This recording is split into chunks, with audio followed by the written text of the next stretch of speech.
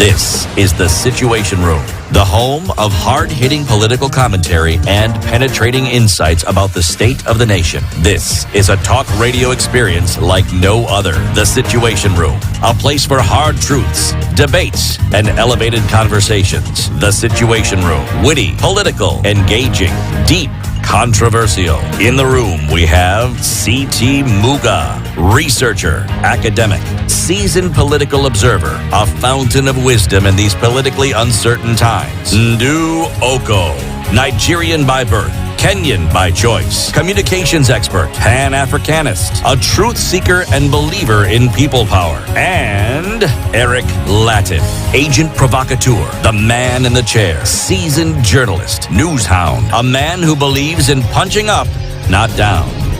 This is The Situation Room, the only way to start your day. It is indeed. It's 10 minutes after 8, and thank you very much for keeping this one locked on Spice FM. This is Kenya's biggest conversation, broadcasting from Nairobi on Spice FM, on KTN News, on KTN Home, on YouTube, on X, on TikTok, on Radio Garden, to the world. There's somebody who's saying that it's just clocked midnight where they are. They've just entered into August. We're 8 hours into August already. And they've just got into August. There are those who are already heading towards the 2nd of August. Everybody, they're all tuned in. Asante sana for keeping it locked here. Siti? Yes, please. If somebody wanted to get more information and even to open a new account with the Britam Money Market Fund of the Britam Smart Yield, and they wanted to send a message, what number do they send a message to? Well, actually, you don't just send the message. There's a word you need to use, because if you just said Mimi and then you send the message, it Sasa. won't, VP, no, it won't work. The word smart, and you send it to 21778. 21778. Yes. Okay. You'll get more information about the Britam Money Market Fund and the Britam Smart Yield. Yes, you will. Tell us, what's the Britam Money Market Fund? Well, this is what happens. You have money, and we are accustomed to the word saving. That's what you do when you have an account with a SACCO or your money in a bank. But the money market does a little more than that. It ensures that the money gets the best yield it possibly can. And Britam offers you 13.5% per year, per annum for that. But then it doesn't stop there. There's a smart yield account which offers you a little more. If you keep your money for longer, they'll then offer you 14% per annum. Now, it doesn't mean that you don't have anything to do with the money, but it's better than putting in your sock and walking with it. It's better than putting it under your mattress and sleeping on it. It is better than whatever it is you do with money that doesn't really help. Okay? It's better than walking into a cultural establishment and walking out without it. Yes, you walk into a cultural establishment and you spend it and you're happy. And then you go back home and wonder where your money went. And you know very well where it went. You know what you did. Yes. So, and you can also just invest directly, ke.britam.com. That's ke.britam.com. Very soon, we'll start a conversation about how we can all start saving, and then, open an accountability platform and a group, right? Yes. They say, me, I want to invest for this, you want to invest for the other. You put in the money. We'll just be having these things of, like a chama, yako imefika ngapi? Are you closer to your target? Yes. Before? But the good thing about this is you don't need oodles and oodles of money. 1,000 shillings will do the trick. Yep. Just one. And if you put 1,000 bob and you take a screenshot of that message and you send it to our DM, Spice FMKE on X or Facebook, one of you is going to win 5,000 shillings today. Edna is back. Edna is going to pick the winner at the end of the show. So it's the 1st of August 2024. Welcome to August. It's Thursday. Welcome to Thursday. It's a Justice Thursday conversation happening for the next 50 minutes or so. We are joined by two people from the judiciary. One is the Lady Justice Agnes Burgor. She is a judge of the Court of Appeal, and she's the chair of the Administration of Justice and Performance Management Committee in the judiciary. And Dr. Joseph Osewe is the Director of Planning and Organizational Performance in the Judiciary as well. Karibuni sana, Judge, and Karibu Daktari. Thank you very much. You're here because we want to talk about the judiciary scorecard and the performance of the judiciary. The last time you were here, Your Ladyship, we were discussing how the judiciary has done in terms of how many of the backlog cases have you cleared, How much have you made it easier for us to access justice, to file cases in court? How is it easier? How much easier is it to get a bench appointed? If you wanted all those things, you'll tell us more about that. First, we do the thing that we normally do. City has the day's proverb. And this week, the proverbs are from landlocked countries of Africa. Which one this week? Burundi. Burundi. Yes. Dr. Yosewe, what's the capital of Burundi? Bujumbura. Hey. Well, we all thought that at some point. And then, no, it's the largest city. It's a commercial capital. Yes, but the capital is called Gitega.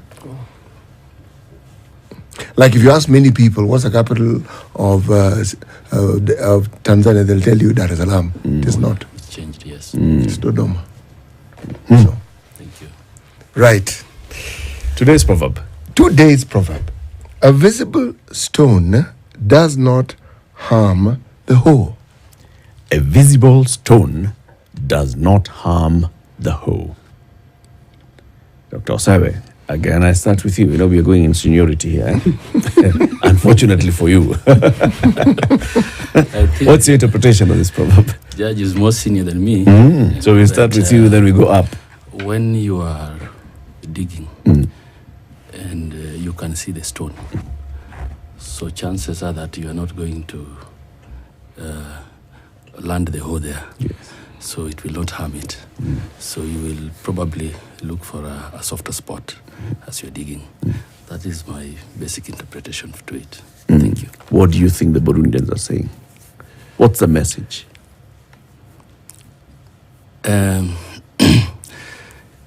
If, for example, you are seeing something, an obstacle or something that is likely to be harmful,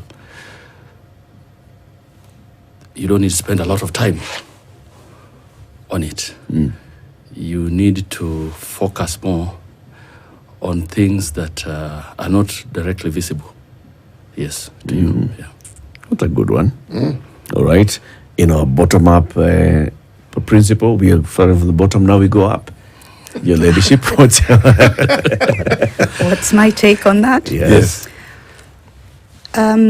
It's actually a very, very wise proverb if you think about it, because what it's actually saying to us is if we're able to see ahead and see what is coming, then we are able to avoid pitfalls, or we are able to capitalize on whatever it is that we're seeing coming up ahead.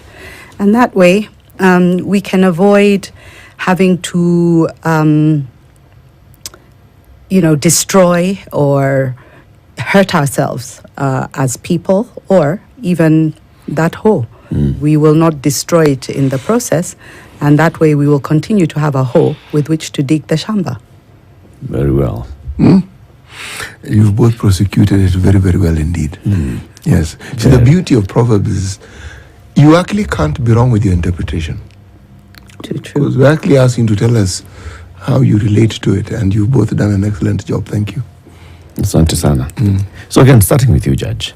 Now, a performance of the judiciary. The last time you were here, again, we were looking at the judiciary scorecard. So first, for those who have not heard this conversation before, what is the judiciary scorecard? So, the judiciary scorecard is a report, basically, on what the judiciary has done year on year. It tells us whether we have actually performed as a judiciary. It tells us whether during that year we were working as judges, magistrates, and staff of the judiciary. It tells Kenyans that we're accountable to you for everything that we do as a judiciary, and therefore we're reporting back to you to tell you that during the year, this is what we have done, and we think that we have performed optimally in some areas, and we haven't done so well in other areas. But at the end of the day, we are telling you as Kenyans that this is what we have done, which is something that was never there before. Before the 2010 Constitution, the judiciary never told Kenyans what it is they were doing, whether their cases were being resolved. There were always complaints about, I filed my case 5 years ago, until today, I've not even got a judgment. So today, we're able to tell them that we have done so much. In some cases, we have resolved your judgments, but in other cases, we may not have reached your judgment yet. But for sure, we will get there, and you'll get your justice from the judiciary. That's what the scorecard is all about. Is it a requirement of the law? Definitely, it is a requirement of the law. The Constitution mandates that the judiciary gives this report every single year. And the report is then tabled in Parliament. Parliament debates it, and, we're able to justify even the budgets that we get as a judiciary. Are there specific parameters that you must report on? Yes, we have to report on on our backlogs, whether we have what our backlog is looking like. We have to report on the filed cases. We need to tell them about the staff complement. We need to tell them about the budget, how we have used it, and so on and so forth. So there are various parameters which must be in this report that goes to Parliament. But the performance management report, which is really our own scorecard, is about the court's performance. It's about whether the judges, magistrates, the courts have performed over the year. And it gives you the numbers, the statistics of each individual court, right down to the small claims courts. And so that way, any person or a litigant who has a matter in a particular court can be able to read that report and say, okay, at least I can see my court has done something this year. I hope next year my matter will be resolved. So the Performance Management and Measurements Report 2022-2023, which we launched on Friday last week, is really all about individual court performance. It's about getting granular on all the matters that are being handled by different courts around the country. Process is important, of course. You're a judge. This is what you look at all the time. So then tell us about the committee that you chair, and then Dr. Osai will tell us about the directorate that he heads, because then that tells us how we arrive at what you're showing us as your performance. So this committee that I chair was previously called the Performance Management and Measurement Steering Committee. It was established by the former Chief Justice Willie Mutunga because he saw a real gap in the judiciary about accountability and the need for the judiciary to be able to assess whether judges, magistrates, courts were actually performing. And the only way this could be done was by setting up a performance management system that would be able to ascertain at the very grassroots level whether there was performance or whether there was, there was work being conducted at those levels. And so we set up this committee which combined of all levels of the judiciary, judges, magistrates, directorates. It was a very well thought out committee. And the committee then embarked on benchmarking. We did some benchmarking in Australia and in the USA to be able to see what are the measures that we can introduce in order to say that courts are performing or not performing. We were able to also do, desk research, which told us that there's an international framework out there that sets out various targets and parameters that courts are able to use in order to ascertain their performance. So we have signed, or once we were able to sign the various parameters, which includes how long it takes to resolve a case before it goes into backlog, targets such as having cases resolved in 360 days exist as targets. Targets such as when we deliver our judgments, we're required to deliver them within 60 days from the date that the court reserved that judgment aside for delivery. There are very many other parameters that we indicate in the performance understanding. Each court around the country, doesn't matter where that court is, it could be a small claims court, it could be in Lodwar, it could be in Lamu.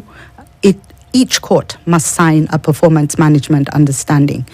And they agree in that understanding to try and meet the various targets that are set out.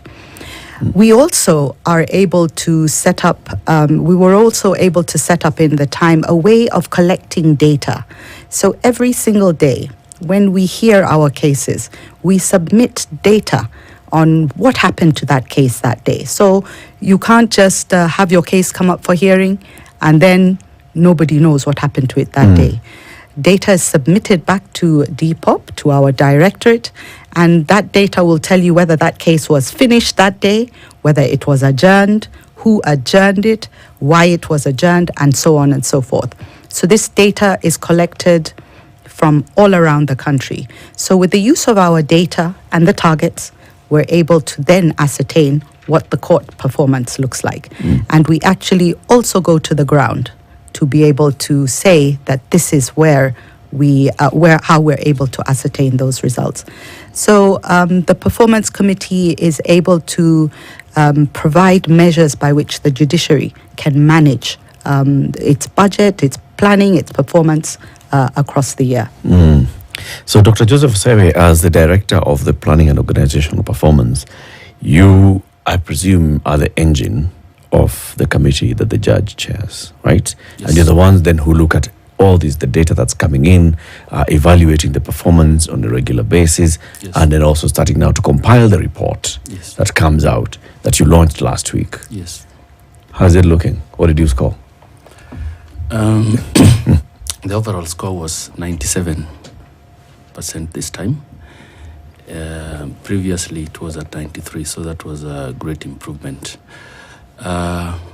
The committee's role is oversight, but the people actually on the ground now is planning and organizational performance. So as Judge has stated, every day, any activity, and now we are digital. Even if you file a case from wherever you are, the case eventually lands in court, and there are case events that case will follow, maybe a mention, a hearing, and all that. That is captured daily by court assistants and actually sent to us.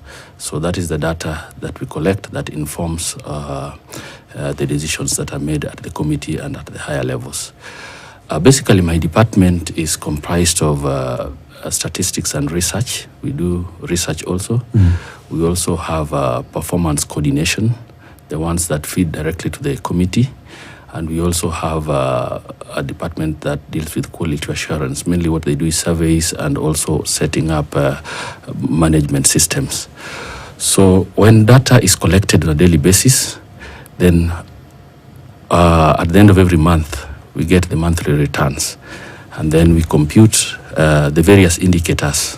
Like we need to inform courts, how are you doing? It's just like a dashboard. You're driving a car, you're at 60, you need to increase speed or you need to reduce. So we tell them, for example, how many cases have been filed and how many cases are you concluding? And that we call the case clearance rate. It's a process measure which shows you how you are performing. In terms of the backlog categories, are you having backlog that is going beyond 5 years, 3 years? Are there cases in the system? So those are the kind of data that we analyze and feed it to the committee. So basically my department is the one on the ground that now collects all this data, and they say now data has become the black gold. So a lot of decisions that are made in the judiciary are informed by data that actually my directorate is the one that analyzes it. Thank you. You know, when you say the score was 97%, Yes. by any estimate, that's an excellent score. So it means that you only have a deficit of 3%. Yes. Let me just ask. So the variables that you look at, that when you amass them together, give you this percentile, what are some of the key components? When Judge talked, she said that we also have what we call backlog. Our definition of backlog are cases that have been in the system for more than 1 year. So when, for example, you file a civil case, it's supposed to be resolved within 1 year. But if it goes beyond that, then it becomes backlog. A criminal case also, for that matter, is supposed to be resolved within 1 year. If it's not resolved, then it goes into backlog. So when I say that we are going at 97%, that is very good performance, the way you have actually indicated. But there is also backlog that needs to be cleared. So yes, it is good. Cases are being filed. We are resolving. So assume we filed 100 cases, and let's say 100 cases, and we solved 97 of them. It means we are still Have three. that is going into the backlog. So yes, we are doing well, but based on where we are coming from, it means still we have backlog to clear.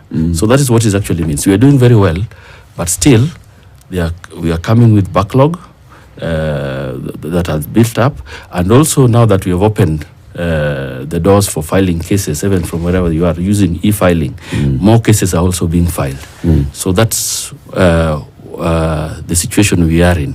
Yes, we are doing very well, but cases are still piling. And this is coupled with challenges, because also the judicial officers are not enough. So in our view, we should have done more than 100%, so that we eat into that backlog. The more we eat into it, the more we reduce it. And eventually we'll come to a situation whereby the cases filed vis-a-vis the cases resolved are at par.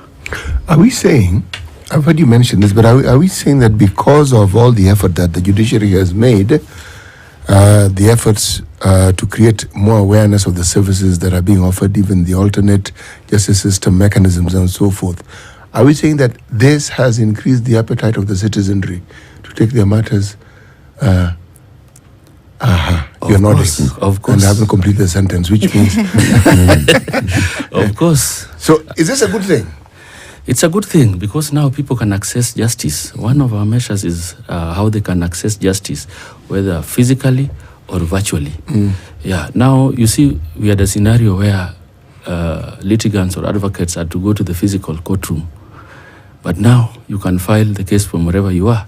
So even if you are shy, you had problem with transport, now you can actually file from where you are. So the filing has actually increased. But the alternate mechanisms that the judicial system set in place was supposed to help reduce some of these, well, should you say, new cases that keep coming up? Because again, with awareness, people will seek redress. They will want these matters resolved. Yes. Are we saying that when you say that you have insufficient human resource, are we saying therefore that we also have just inadequate financial resource to ensure that these things actually, that the needs are actually met to satisfaction? Of course, we have inadequate financial resource, and we have inadequate human resource. Our budget is like, I think, 23 billion to run everything in the judiciary. How much would you need to run everything adequately? I think we requested for around 44 billion. Yeah, that's what we requested. But what we are able to get is around 23 billion. So, of course, resources are never enough, but that's what we have, and that's what we are able to work with.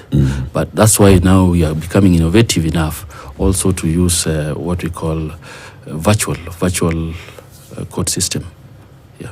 Okay, let's take a break at 28 minutes to 9. Our Justice Thursday conversation today is spotlighting the performance of the judiciary, and the chair of the Administration of Justice and Performance Management Committee in the judiciary is Court of Appeal Judge Lady Justice Agnes Murgor. I've got to mention, she's one of the 3 judges who delivered that landmark judgment yesterday, but we're not talking about that. We talked about it in the previous hour with some of the litigants. And Dr. Joseph Osewe is a director of the planning and organizational performance of the judiciary. Let's talk about, are you feeling like the judiciary has actually performed 97% as they're saying, as they're telling us? What would that feel like to the ordinary citizen? That's what we'll ask you next. Good morning. This is the Situation Room, the only way to start your day.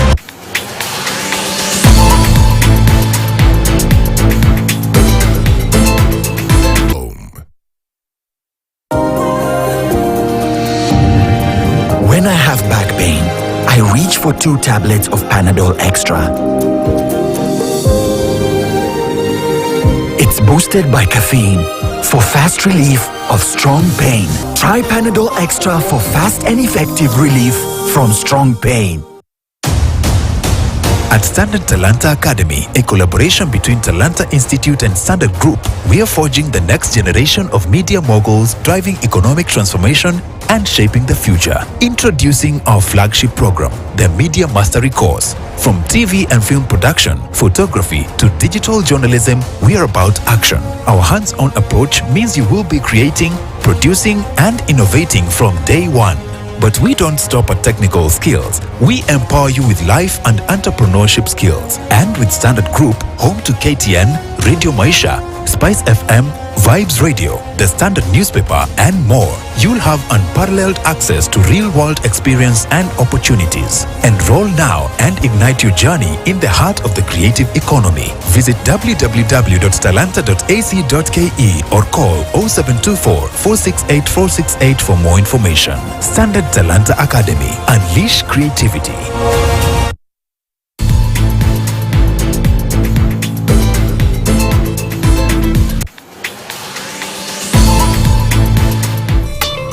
Joro, baru go bank. Yes. I come 2 minutes, sir. Someone make request telephone already na zima simu. Can I send you to my mom? Yeah, I got the bag. Stacy. Umesikia niko na haraka? Ndakupatia 1 star. 1 star. 500. Pesa ni mambo ya dunia. Nimekulipa na baraka. Ati wewe alipa gani? I'm not paying you nothing. Ngoja. Wewe. Ngoja. Leo nabeba watu wa ida gadi hawa.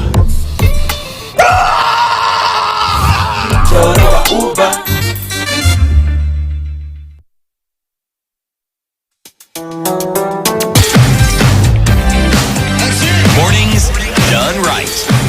94.4 Spice FM, Nairobi. All right, our conversation continues 23 minutes to 9. It's our Justice Thursday conversation. Performance of the Judiciary scorecard. Lady Justice Agnes Mulgore of the Court of Appeal, who chairs the Administration of Justice and Performance Management Committee, and Dr. Joseph Osewe, who's the Director, Planning and Organizational Performance. So 97% is the score. And this is based on data. These are the performance parameters that we are looking at, and this is what the data is showing. We have easier access of filing cases in court. We have faster resolution of cases that end up in court. We have better ways of addressing issues that are emerging in court. But we still have some pending cases. You know, that's always the backlog of cases. That's always an issue, Judge. And even as we are now making it easier to file new cases, that means that you are actually burdening the same judicial officers with new cases, and they have to deal with the old cases. How many old cases are we dealing with as at present? Okay, I know that the metrics that you have is a case that's more than a year old is the backlog of cases. Let's start. Are there any cases that are more than 5 years old in the judiciary? We certainly can say that there are. When we began to talk about backlog was a number we didn't even know. We didn't even know what were the number of cases that were in the court system. So an audit that was conducted between 2012 and 2015, we were able to become really accurate, almost accurate on the number of cases that were filed. So we knew we had this backlog. Some of the cases went way back to 1935. The ones that we were able to see. We talk about this because it's really something that we've documented. We then worked towards ensuring that we were able to clear many of the older cases. So we're really down to the bulk of the cases at 3 years old. 5 years old exists, and we still have some even older than that. And for those ones, the reason is not only the judiciary's problem. In some cases, we cannot find the litigants. And we don't just throw cases out of court because you cannot find the litigant. In some cases, we we're not able to move the cases forward because the parties are just unwilling to finalize them because, they're very intricate disputes that are involved. Some of the cases go into generations. So the past generation, they move on, and current generations then come along, and the dispute begins all over again. So you're not able to resolve the case at that point. So we do have some pretty old cases, many of them not the fault of the court. In other cases, we're still part of the process of having them resolved. So the backlog is there, and much as we, every time these cases are being filed, it's like we're increasing our workload. We've come up with different ways and means, one of which is the recruitment of more judicial officers, judges, to be able to deal with these cases. And like Dr. Osewe said, we're nowhere near having enough right now. From what we're able to understand is of the cases that we're even hearing in court, is it 40% of the disputes that actually come to court? The rest are out there somewhere, and these are the ones that sometimes go into AJS. These are the ones that are being resolved by, with local methodologies. And therefore, much as we are saying that we are finding ways of speeding up filing of cases, the fact of the matter is, in Kenya, not all cases can be resolved by the court. They have to be resolved at different fora. And this is why our Chief Justice has been very keen under her vision on social justice through access. Social transformation. Social transformation through access to justice, yes. to have a multi-door approach to the resolution of disputes, so that we have now AJS, we have the small claims courts coming up, we have the tribunals which are coming now on stream more and more within the judiciary.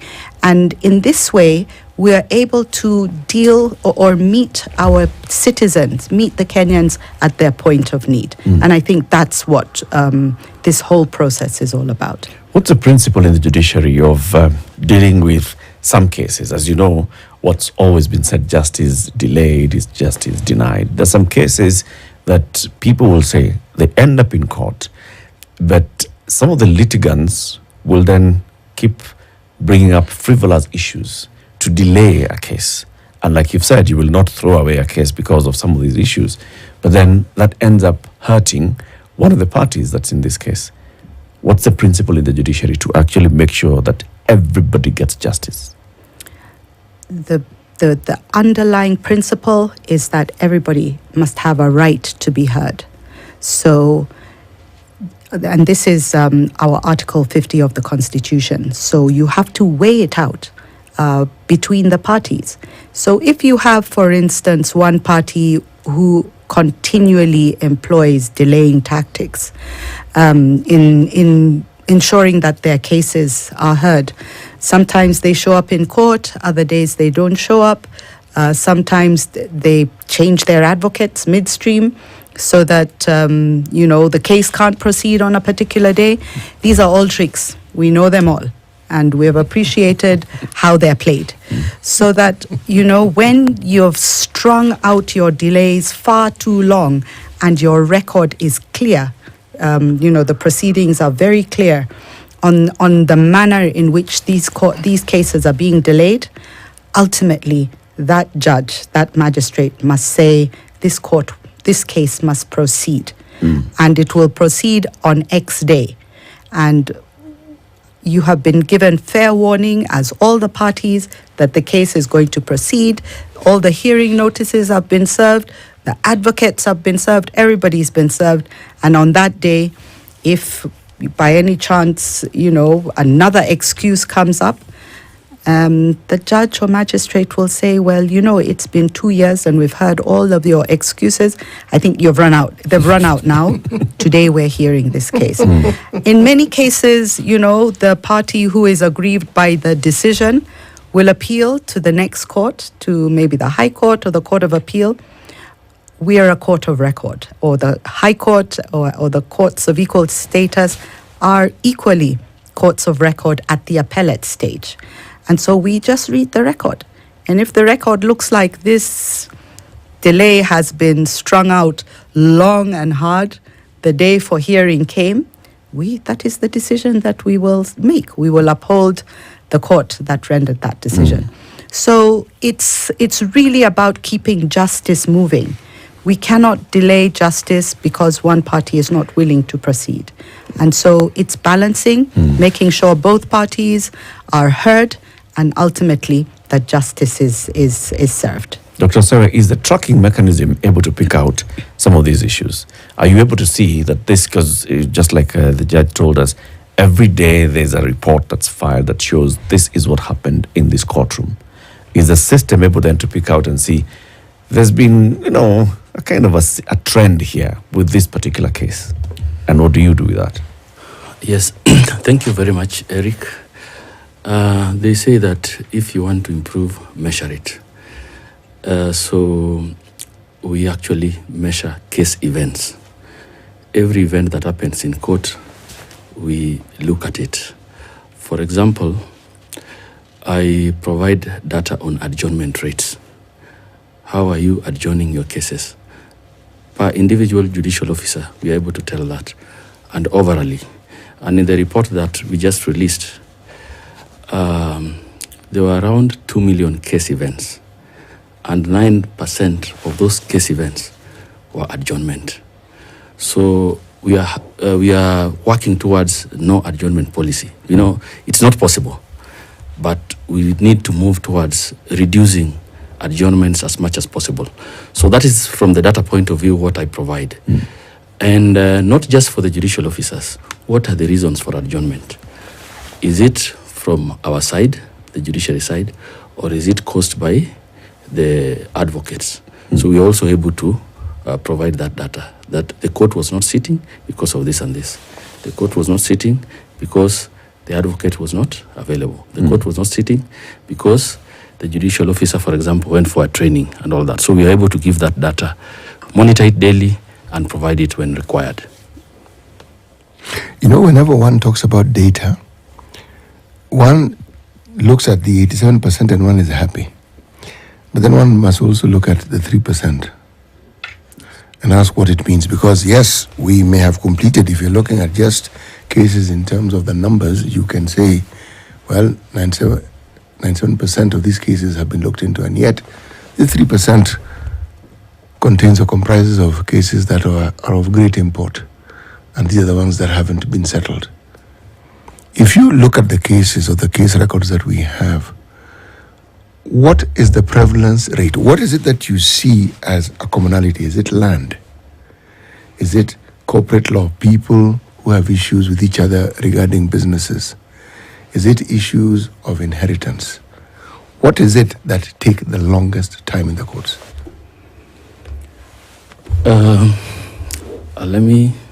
Maybe Judge will respond more, but from the data point of view, there are certain cases that take long. If you look at land cases, they generally take long. If you look at anti-corruption cases, as it is now, they usually take long. But there are also certain cases that move very fast, that I can tell you, if it is traffic, it will move very fast. Most traffic cases, people plead guilty and they move very fast. So we have that kind of classification, and also, as you pointed out, commercial matters also take, civil generally, cases usually take long in court compared to criminal matters from the data point of view. But maybe I think that is an area that a judge can expound on. Yeah. Indeed, thank you, Daktari. There are certainly some cases that get bogged down in the judiciary. Many of them are succession cases. Succession cases, like I was saying earlier, can move from one generation to the next. So that's one of them that takes a long time. Land cases also are very problematic, especially high-value pieces of land or land that involve a lot of people.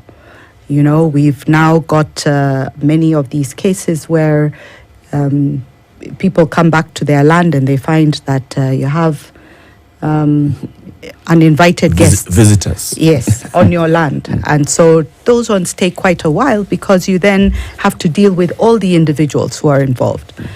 Murder cases are also another category of cases that take quite a while as well, because for various reasons, assembling of the witnesses to come and give that evidence. Sometimes the witnesses are interfered with so that they don't come to testify. The cases get bogged down in court. We find that sometimes, under our Constitution, many of the offences are bailable. So you might release the accused person on bail, and then he disappears. Or she disappears, and then the case is left in court. So many times, and until the accused person is brought to court, the case then cannot proceed. So there are some very old cases still sitting within our registries, and those are the ones that we make every effort to try and resolve quickly and bring them to conclusion. And with the various ways now in which we're able to deal with a lot of these matters, for example, our virtual courts have gone to a very great length of resolving a lot of these cases. Some of the cases now being heard virtually, the witnesses don't need to actually be physically present in court. And so because of that, the cases move quite fast. For me, it's quite an amazing phenomenon to experience as a judge of the Court of Appeal, especially when sometimes we're doing our criminal cases, murders, sexual offences, robbery with violence cases. And we find that we are sitting in our virtual courts around the country, and you can visit each of the prisons, hearing matters in Malindi prison or in Manyani prison, because the prisoners are brought. The prisons have now become very good at setting up, their own way of the appellant appearing in person, and that way we have the prosecution, we have the defense advocates on the virtual court, and there we are. We're able to go right around the country sometimes, hearing matters concerning different prisoners appearing from different prisons. So it's revolutionized and transformed the way in which we are working, and to a very large extent we are finding more and more that we're disposing of cases a lot faster. An interesting statistic that we were able to see during COVID was that for the Court of Appeal, when the graph was showing a downward trend for many of the courts, because we had not quite set up the virtual courts in some of the other courts. The Court of Appeal, which was now hearing cases 100% virtually, the clearance rate for many of the appeals that came to our court went up. So it's interesting to see how we've had to cope with many different challenges, but the innovation coming out of the judiciary and just the determination to ensure that we can serve justice to the people of Kenya has made us come up with different methodologies to help us to achieve this. Your Ladyship, you haven't mentioned corruption cases among those that take long, because in public we see corruption cases getting into the judiciary and then we forget until either they're being withdrawn by the prosecution or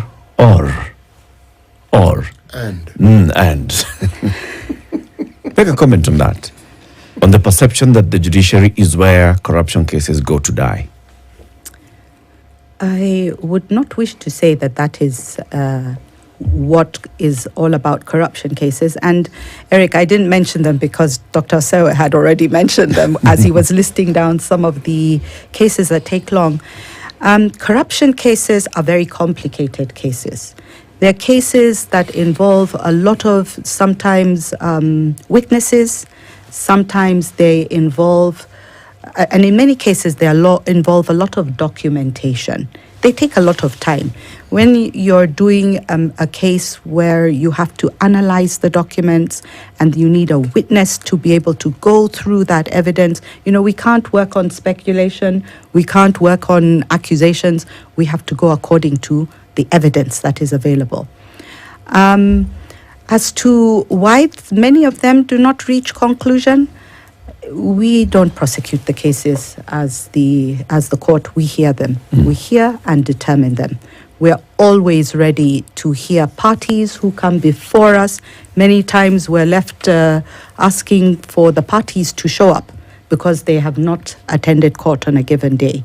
So that if a case then reaches the point where we have no witness, or the prosecution has not brought us the witnesses, or that the witnesses have not showed up in court, or the prosecution applies to withdraw the case, perhaps for very many different reasons, and we can't be the judge of those reasons because we were not even able to determine the case. As the court, we can only push back to a certain level, because under the Constitution, we can also question a withdrawal by the prosecution. But at a certain point in time, imagine trying to proceed with a case that the prosecution has no witnesses to produce. That case really is not going to be going anywhere. So we really are at the end of the justice process, and we can only hear the cases and determine them based on what is before us. Are there statistics that you gather that relate to offenses that have been caused by officers of the court? And if at all, and if any, in any way, this impacts on the delivery of justice to the citizenry? Offenses that, I didn't get that clearly. Officers of the court causing offenses. We've heard of judges, we've heard of magistrates, we've heard of people who are in that system. Yes. We've heard of police officers. All these people work in the justice system. And every once in a while, matters come up that go to a hearing or go to a court. Yes. Now, I'm asking if, when you collect your data, are there statistics relating to this? That is not directly related to the statistics that I collect, but there are other units within the judiciary that would be able to collect that kind of statistics. Mine is purely statistics based on planning and performance. Yes. See, why I mention it is because whenever one looks at the judicial system, there is a tendency to look at officers of the court, judges, magistrate, full stop. Yes. Once in a while we include prosecutors, but they're not the only ones involved in the system. And if we are talking about the process of ensuring that the people who come to our courts get justice, then all the players who are involved, yes, in one way or the other, will make an impact on the eventuality or the eventual outcome of whatever it is that was taken to court. It is for this reason that I've asked the question. I agree with you absolutely, but judiciary is just an autonomous agency like the ODPP, and so we are not actually supervising the other agencies. But probably that would be done at NCAJ level, National Council of Administration of Justice. This is the body that brings, for example, this. Different players in the justice chain. So for us, our concern or our relationship with ODPP is how to see that what they bring, once it gets into our system, how we monitor how the movement of the cases. And there is also an effort to do what we call interoperability of data, so that we can trace data right from the police to ODPP, to judiciary, all. But this can only be done by an umbrella body such as National Council on Administration of Justice. So there's a process of doing this, but judiciary is not the one, like supervising the other agencies. Not the lord of them all. Yes, yes. If I can just add to that, the way the National Council on Administration of Justice works, is cascaded from the from the umbrella organization to each and every court. We have what we call court user committees. Court user committees are made up of, the police, the investigation, the probation, the prisons, the prosecution. They come down to each court, sitting together with their court users to be able to see where the bottlenecks are, who is delaying justice in a particular court. And each individual court has its own challenges. So they address their challenges through the CUC at their individual level. So that way, much as we are not asking them to account, we're just saying we are working together as an entity, as justice players to dispense justice to the people. So let us resolve our problems at a local level so that justice can proceed in the way it's supposed to. Well said, Judge. Asante sana. That concludes our conversation for Justice Thursday today. The Lady Justice Agnes Murgor, Judge of the Court of Appeal and Chair of the Administration of Justice and Performance Management Committee, and Dr. Joseph Osewe, who is the Director of Planning and Organizational Performance. Keep it here for more. Good morning. It's 9 a.m.